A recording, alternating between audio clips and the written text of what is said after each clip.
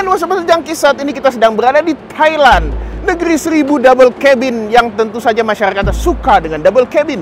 Tapi double cabin rata-rata sporty gitu ya, garang doang gitu ya, kurang elegan dan mewah. Akan tetapi Mazda memberikan solusi bagi kalian yang menginginkan double cabin yang elegan, terutama buat masyarakat Thailand dan Australia. Dan mobil ini adalah Mazda BT50 facelift dengan tampilannya yang tentu saja elegan, namun juga bisa garang sebagaimana sebuah double cabin semestinya. Nah, karena dia adalah facelift, jadi ada beberapa perubahan. Mari kita kupas apa saja yang ada di Mazda BT50 ini, dan apakah dia mungkin bisa saja masuk ke Indonesia. Mari kita lihat, kita kupas isi daripada Mazda BT50 facelift 2024.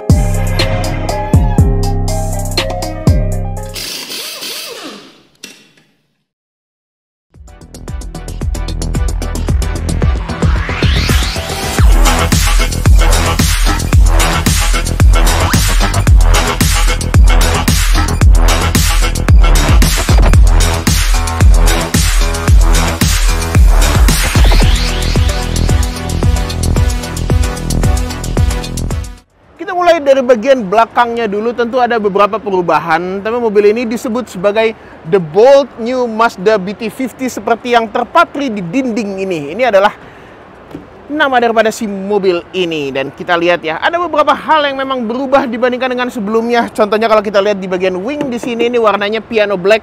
Kalau di yang lama ternyata warnanya tidak seperti itu. Dan kita juga mendapatkan handle daripada belakangnya ini warnanya black juga, dilengkapi dengan kamera di sini. Ini kalau yang lama ini warna body BTW. Logo Mazdanya besar sekali, karena ini adalah mobil yang besar. Jadi harus terlihat besar logonya, supaya orang tahu bahwa ini adalah sebuah Mazda. Dan khasnya sebuah Mazda ini, dia lampunya ini seperti ini ya. Kalau kayak misalnya kita lihat di itu CX-5. Nah, bentuknya seperti itu. Ini adalah signature design daripada kodo desain Mazda, juga di lampu LED-nya. Dulunya ini bohlam, tapi sekarang sudah LED. Ya, memang lampu sena masih bohlam, tapi siapa yang protes? Ini adalah sebuah pick up double cabin tentu saja. Tertulis di sini dengan sangat elegan BT50. Dan di sini tertulis 4x4, 4x4, kurang lebih seperti itu. Di bawahnya ada beberapa titik sensor gitu ya. Jadi memang kalau untuk urusan sensor safety-nya itu sudah cukup komplit. Di sini juga ada semacam footstep untuk naik ke atas sini. Jadi kita bisa naik gitu ya. Ini sangat amat memudahkan hidup orang yang menggunakan mobil ini. Dan presensi dari belakangnya sangat gede. Kita juga ngelihat ya di kaca belakang sini nih, kacanya cukup besar sehingga visibilitasnya bisa menjadi prima. Ada defogger juga untuk belakang, dan juga ada high mount stop lamp. Jadi high mount stop lampnya lokasinya di bodi sebetulnya, bukan di spoiler. Ini ada spoiler juga di bagian sini, terpisah dengan high mount stop lampnya. Jadi ya udah, nggak apa-apa. Ini adalah bagian samping daripada Mazda BT50. Kalau misalnya kita lihat ya, mobil ini cukup panjang sekali. Dan kalau kita berjalan di mobil ini, panjang mobil ini sekitar 8 langkah kaki. Atau ya itu nggak bisa jadi patokan ukuran sebetulnya. Memang ini panjang sekali, sekitar 5,3 meteran gitu. Ini gede, kokoh, kekar gitu. Di atas ini kita mendapatkan roof rail yang warnanya piano black. Di sini juga ada tulisan BT50 yang terpatri dengan warna piano black yang elegan ini. Di bawah sini juga kita dapat over fender warna piano black. Ini desain-desain piano black ini sebetulnya kayak Mazda Kuro gitu ya, kayak CX-5 Kuro gitu ya. Di sana jadi elegan, tapi tetap bisa warnanya selain hitam. Jadi black edition yang sangat bagus sekali gitu. Kita juga mendapatkan over fendernya ini kokoh, kekar, dan besar gitu. Kita mendapatkan di sini tempat buat ngisi solarnya. Nih kita bisa dibuka di sini ya. Window line-nya soft, warnanya hitam doff seperti ini. Di sini juga sudah dikasih stiker biar nggak sewarna body, jadi lebih elegan jendelanya dan nyambung ke depan. Handle pintunya model tarik dan sudah piano black juga. Kita mendapatkan footstep yang ini beneran footstep ya, bisa buat naik ke atas. Dan di sini juga ada akses keyless bahkan untuk penumpang di sebelah kiri. Ya, ini benar-benar sudah cukup komplit. Dan berlanjut ke spionnya, spionnya sangat besar sekali, dan sudah ada blind spot monitoring. Ini benar-benar spionnya memang cukup bagus, cuma memang tidak ada kamera. Jadi mobil ini tidak dilengkapi dengan kamera 360, tapi tidak masalah karena kacanya gede-gede, visibilitas mobil ini cukup bagus. Oh, ini adalah Bannya menggunakan Bridgestone Dweller HT dengan ukuran 265/60R18. Peleknya 18 inci dengan rem cakram di dua roda depan karena belakangnya menggunakan tromol. Kurang lebih seperti itu. Tapi kalau untuk urusan safety ya gitu, safety-nya mah sudah aman. ABS, EBD, BA, you name it, itu semuanya sudah ada. Dan satu hal yang cukup unik di sini adalah selain karena ada ADAS, kalau kita lihat di bagian sini ya, di kolong sini, ini ada lubang untuk saluran udara yang nyambung ke bagian depan sini. Dan ini lubangnya cukup gede, bahkan jari pun bisa masuk ke dalam sini. Jadi di depan itu ada honeycomb, lubang-lubang itu bukan hiasan tapi betulan berfungsi. Ini sesuatu yang cukup bagus. BTW peleknya semuanya full black di sini ya. Tapi di bagian sininya ada cover untuk nutupin lug nuts-nya. Untuk nutupin baut-baut rodanya sehingga di sini rapih dan terlindungi.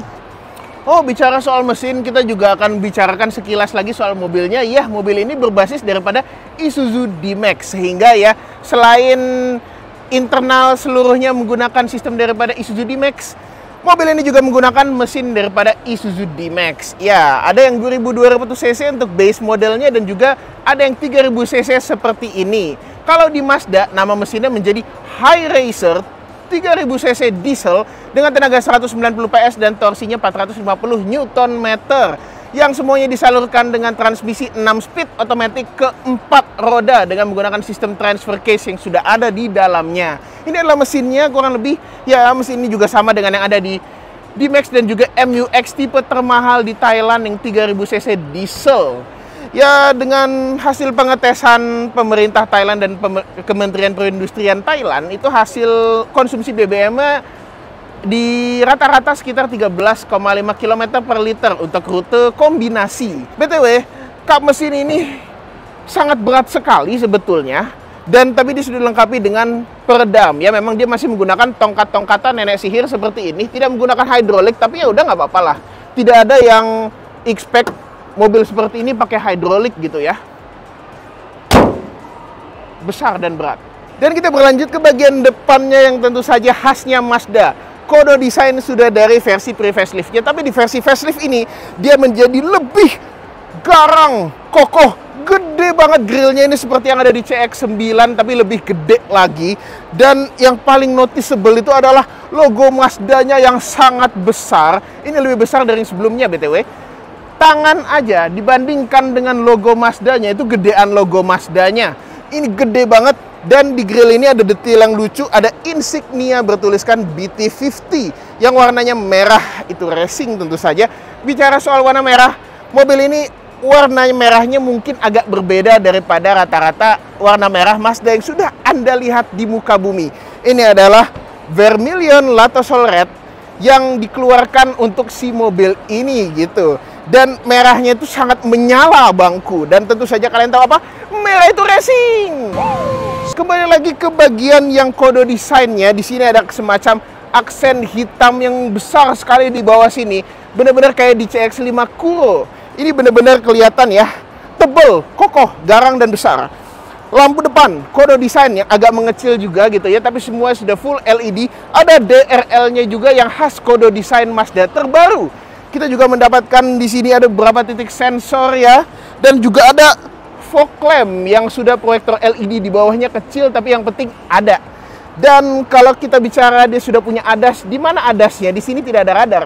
Ya, dia memiliki stereo cam yang ada di atas sini. Dan khusus untuk di facelift ini, stereo cam-nya udah berbeda.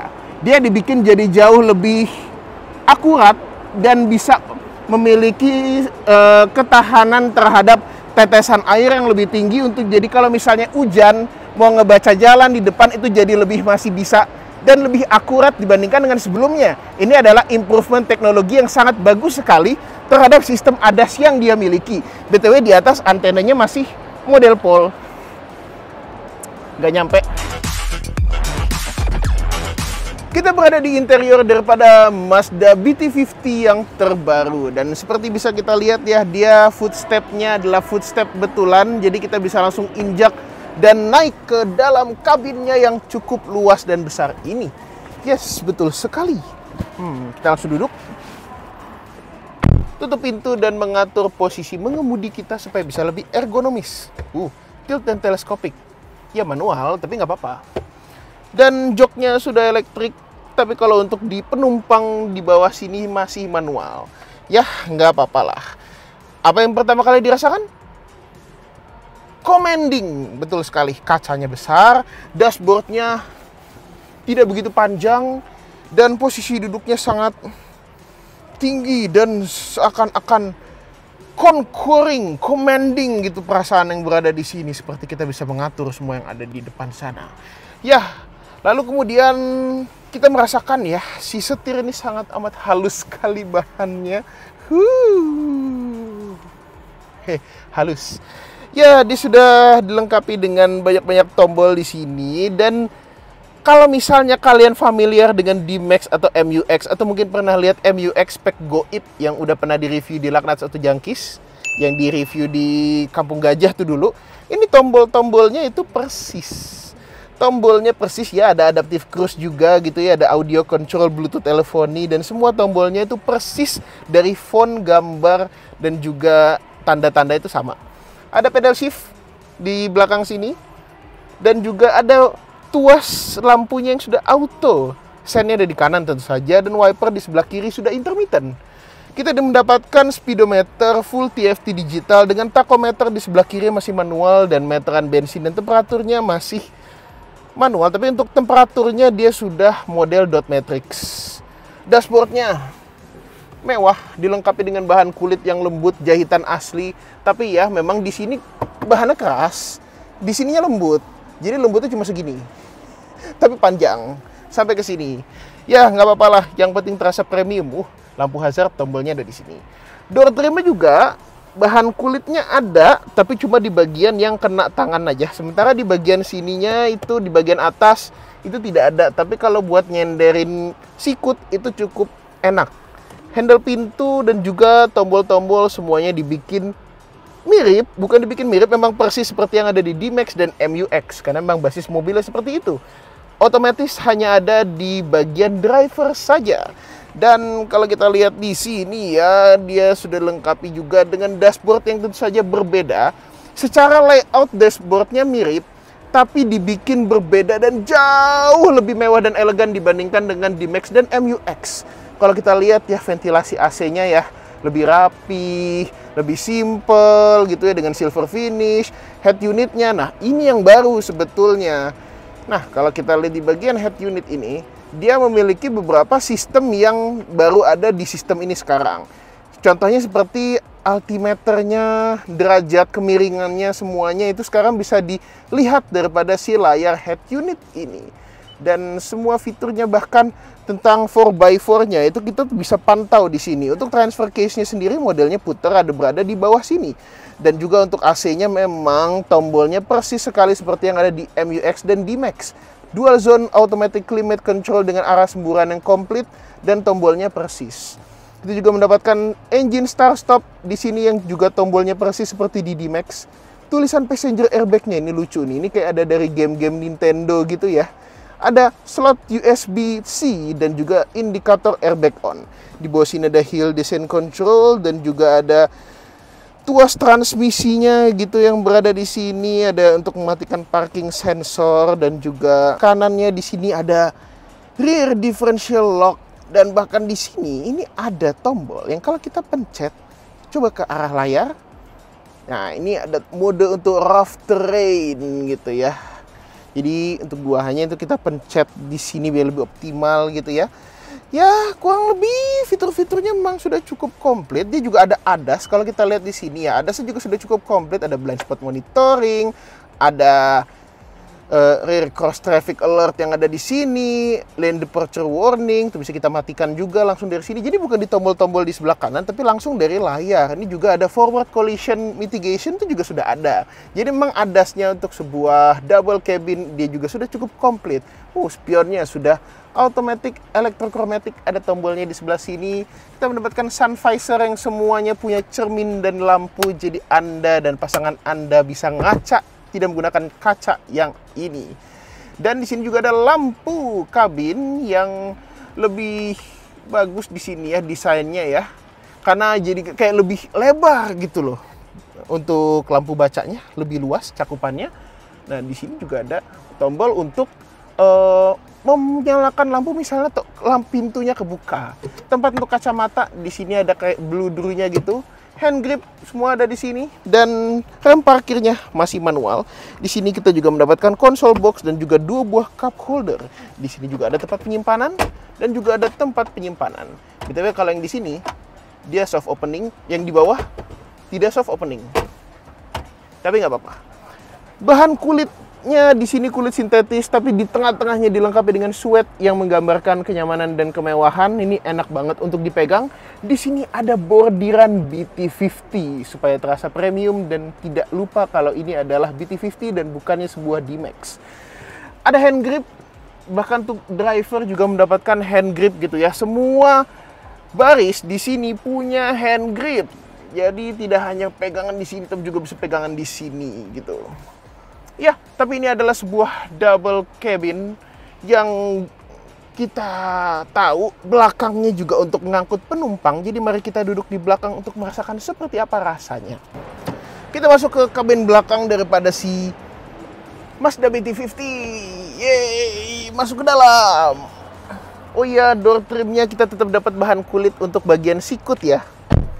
Nah, di sini ada grab handle yang sangat besar. Jadi grab handle di mobil ini banyak sekali untuk mempermudah akses sehingga mempermudah hidup kita. Ada grab handle di sini juga, dan juga grab handle di sebelah sini juga yang sangat besar. Dan di sini juga ada cantelan untuk menggantung baju. Nah, kabin belakang tuh kayak gimana sih? Ya, sebagaimana hakikatnya sebuah double cabin, pasti joknya cukup tegak. Tapi bagi gua yang tingginya di atas 180 cm ini sebenarnya duduk di sini masih cukup enak sebetulnya. Headroomnya masih memadai. Lalu juga kemudian legroom di sini juga cukup memadai. Jadi ya memang enak. Salah satu hal yang menyenangkan untuk berada di bangku baris kedua ini adalah kita bisa melihat dengan lebih jelas layout dashboardnya yang sangat indah, megah, dan elegan. Tidak seperti rata-rata double cabin yang semuanya sporty. Kalau Anda ingin mewah dan elegan, maka mobil inilah pilihan Anda kalau maunya double cabin. Seperti slogannya, dignity to power. Kehormatan untuk kekuatan berada di mobil ini. Yes, betul sekali. Kita juga bisa ngelihat ya, ini si corak warna joknya yang warnanya brown ini sangat mewah dan elegan. Kita mendapatkan cantelan lagi di sebelah sini yang maksimal 4 kg. Kita bisa mencantelkan berbagai benda di sini ya. Ada seat back pocket di belakang sini yang jahitannya rapih. Dan kita mendapatkan slot USB Type-C juga untuk pengecasan di bagian belakang itu ya, yang bisa ditutup cover. Di sini ada tempat untuk meletakkan gundu, koin, dan permen. Lalu di sini juga ada ventilasi AC yang sangat amat kecil sekali, tapi ada kiri dan kanan, jadi bisa dibagi kiri dan kanan secara rata. Duduk di belakang cukup enak, walaupun tegak tapi masih bisa memadai karena memang bahan joknya enak. Dan di bagian bolster dan bagian punggungnya ini dia agak ngejendol sedikit, jadi sedikit mengikuti kontur tubuh kita. Ya, jadi begini ya rasanya jadi orang Thailand ya, naik double cabin. Dan kita masuk ke inti utama dari sebuah double cabin, yakni cabin belakangnya. Baknya, kita masuk saja dan ini mudah sekali aksesnya. Nah, dia bukan pakai yang kayak tali kabel gitu ya, dia pakai besi penahan yang cukup kuat seperti ini gitu. Dan untuk di versi facelift 2024 ini dia punya bed liner yang tentunya akan mempermudah pembersihan daripada kabinnya ini. Dan di sini terpatri dengan jelas namanya dia Mazda BT50 dengan sangat besar sekali supaya tidak lupa kalau kita sedang naik BT50. Dan di kabin bak belakang ini payloadnya itu maksimal bisa sampai 1,2 ton. Sekali lagi ini adalah double cabin, bukannya pick up yang buat ngangkut gajah gitu ya, bukan truk gitu, tapi dia adalah sebuah double cabin. Ya kalau cuma ngangkut piano sih mungkin masih bisa lah gitu ya, atau mungkin mengangkut anak-anak kambing atau bahkan kambing gitu ya, yang dipadetin ke dalam sini masih bisa, masih aman lah gitu ya. Dan memang mobil ini cukup fungsional, walaupun memang kalau di Indonesia terkendala oleh yang namanya kir. Tapi yang kalau di Thailand sini mungkin tidak ada hal-hal seperti itu, sehingga mobil ini sangat diminati gitu ya. Tapi nggak apa-apa, Dia tetap masih bisa memberikan elegan, masih bisa tetap memberikan mewah, tapi juga bisa memberikan power dengan mesinnya di depan itu. Dan fungsionalitas sebuah double cabin tidak dilupakan di the bold new Mazda BT50 ini. Oh iya, ini gede banget ini ya. Kita bisa dengan mudah naik ke sini atau bahkan duduk di sini juga bisa. Dan di sini juga sudah ada kayak lingkarannya gitu. Kita bisa naruh gelas di sini, jadi tahu kita mau naruh gelas di mana gitu ya. Duduk sambil menikmati hidup atau juga sambil mengangkut barang di belakang sini tidak pernah terasa lebih elegan. Walaupun ia maco, gagah, dan sangat ganteng, namun karena ia nggak dijual di Indonesia, pasti ada yang minimalkan. Kan itu inilah 3 hal yang kamu temukan di Mazda BT50 Facelift. Mobil ini sendiri cukup berbeda kualitasnya daripada si MU-X dan D-Max. Kalau di interior kualitasnya jauh lebih bagus, rapih, dan mewah. Tapi kalau di bagian eksterior, terutama di dalam kap mesin, ini catnya agak melebar gitu ya. Nggak semuanya dicat warna bodi, bahkan di bagian sininya tidak dicat. Jadi ya, bagi beberapa orang yang ngeh dan melihatnya mungkin agak-agak mengganggu gitu ya. Ya, jadi memang kalau kita lihat mobil ini punya 2 buah slot USB saja, cuma 2. Ada di depan dan di belakang, dan semuanya adalah USB Type-C. Jadi kalau misalnya yang masih pakai USB Type-E harus beli kabel lagi gitu. Oh, repot juga, mana cuma 1 lagi. Ya, ada slot 12 volt sih, tapi juga harus beli adaptor lagi. Mobil ini sudah dilengkapi dengan ADAS yang banyak sekali, dan sistem ADAS-nya semuanya terintegrasi ke stereo cam yang ada di depan. Ya, stereo cam ini juga sudah di-upgrade di versi facelift, tapi tetap aja yang namanya stereo cam itu tetap akan kalah akurasinya dengan yang menggunakan radar di bagian depan, dan mobil ini tidak punya radar di depannya. Apalagi kalau misalnya kamera ini kotor, mau seakurasi bagaimanapun, kalau kotor ya nggak bisa ngeliat apapun. Namun tenang, sebagai salah satu double cabin paling cantik di kelasnya, pasti punya banyak hal menarik. Kan itu inilah 3 hal interesting yang kamu temukan di Mazda BT50 Facelift. Pertama, kalau kita lihat ya, di bagian atas sini, di plafonnya, itu ada speaker tambahan yang bertuliskan Live Surround Sound. Jadi speaker di mobil ini tidak hanya ada di bagian depan saja seperti tweeter dan di pintu, belakang juga ada speaker, tapi juga ada speaker di atap yang tentu saja ini merupakan hal yang cukup unik untuk sebuah double cabin. Biasanya kita nemu speaker di atap itu di mobil-mobil mewah, dan ini membuatnya cukup mewah. Kalau misalnya kita lihat di bagian dashboard yang tentunya desainnya jauh lebih elegan daripada si MU-X dan D-Max, dia kan punya kotak di sini. Nah, untuk ngebukanya itu tuh ada tombol di sini, dan tombolnya itu dibikin ngeflash sesuai dengan desain gerigi yang berada di sini. Jadi kayak ketutupan dan kelihatan jadi lebih rapih gitu loh. Dan dia sudah soft opening, beda sama bawahnya yang masih kayak begitu. Ya, transfer case mobil ini bentuknya knob seperti ini ya. Untuk pengaturannya tentu saja cukup mudah. Nah, kalau misalnya kita melatih jalan yang cukup jelek, apa yang bisa kita lakukan sebetulnya? Mazda BT50 ini punya yang namanya tombol di sini, Rough Terrain Mode. Ini digunakan untuk medan yang lebih terjal, medan yang lebih kasar gitu ya. Dengan menggunakan Rough Terrain Mode ini akan jauh lebih membantu upayanya gitu. Dan ini benar-benar suatu fitur yang sebelumnya tidak ada di Mazda BT50. Hebat. Seperti dari Alvin bilang, di bagian belakang dari bak si BT50 Facelift ini kan sekarang ketambahan bedliner, tidak seperti yang versi pre-facelift yang waktu itu gue review sebelah sini. Nah, ada yang menarik di bagian bedlinernya, karena kalau bedliner pickup biasanya garis-garis biasanya tuh rata dan sama semua, ini ada 1 buah got di bagian kiri dan 1 buah got lagi di bagian kanan sini yang kedalamannya berbeda. Dan kalau kalian lihat, ini garisnya tuh kayak perfect banget buat ban sepeda. Iya, jadi kalau kalian bawa ban sepeda, supaya dia kayak ngepas gitu ya sama lebar ban sepedanya, itu ada 2 got yang dedicated di sini, sehingga kalian bisa bawa 2 sepeda di sini dalam keadaan berdiri, tinggal diikat aja ke bagian atasnya, bagian bawahnya bisa kepas dan bisa lebih presis.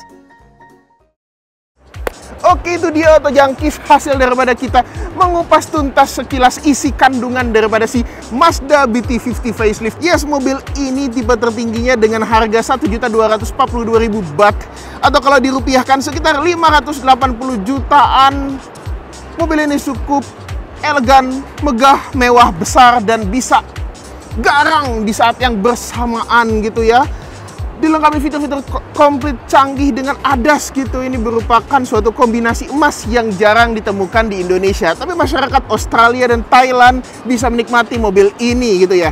Jadi kalau kalian atau jangkis punya concern atau keinginan supaya mobil ini mungkin aja bisa dijual di Indonesia, mungkin Mazda Indonesia ada yang melihat isi video ini, ya mungkin saja bisa tulis kolom komentar di bawah untuk mengisyaratkan keinginan Anda gitu ya. Dan kalau kalian suka dengan video ini, like dan subscribe dong ke channel YouTube Laknats Auto Junkies. Dan misalnya kalian mau tahu informasi terbaru soal otomotif di Indonesia, kalian bisa langsung main ke channel YouTube Laknats Auto Junkies dan juga sosial media kita di Laknats_AJ. Kurang lebih seperti itu. Dan kalau begitu, saya pamit undur diri. Terima kasih telah menonton. Sampai jumpa di video kami berikutnya.